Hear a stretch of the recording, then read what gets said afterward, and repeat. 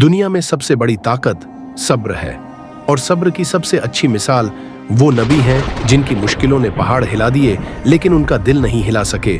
हजरत अय्यूब, उन पर शांति हो। अल्लाह ने हजरत अय्यूब को अनगिनत नेमतें दी थीं, शारीरिक ताकत, सेहत, दौलत, खेत और सुंदर बच्चे। लेकिन एक दिन परीक्षा शुरू हुई। ऐसी बीमारी आई कि पूरा शरीर कमजोर होने लगा। शरीर पर घाव हो गए, मांस झड़ने लगा, चेहरा कमजोर हो गया, आवाज भारी हो गई। लेकिन उनका दिल, वह एक पल के लिए भी अल्लाह से दूर नहीं हुए।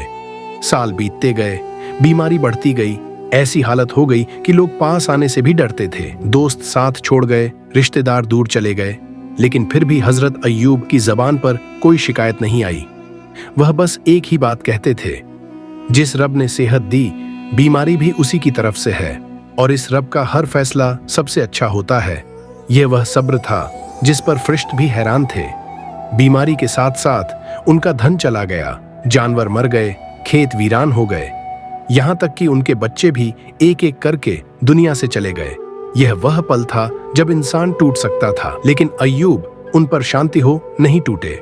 उन्होंने फिर भी अल्लाह का शुक्रिया अदा किया। जब बीमारी ने शरीर को घेर लिया और मुश्किल ने सब कुछ ले लिया, फिर उसने आसमान की तरफ हाथ उठाए, ऐ मेरे रब, मैं मुश्किलों से घिरा हुआ हूँ और तू सबसे ज्यादा रहम करने वाला है। यही वो पल था जहाँ रहमत के दरवाजे खुल गए। अल्लाह ने हुक्म दिया, अपने पैर से जमीन पर मारो, ये पानी तुम्हारे लिए इलाज है।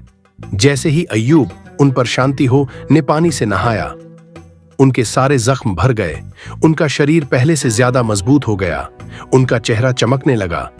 फिर अल्लाह ने सब कुछ वापस दे दिया जो आजमाइश में छीन लिया गया था।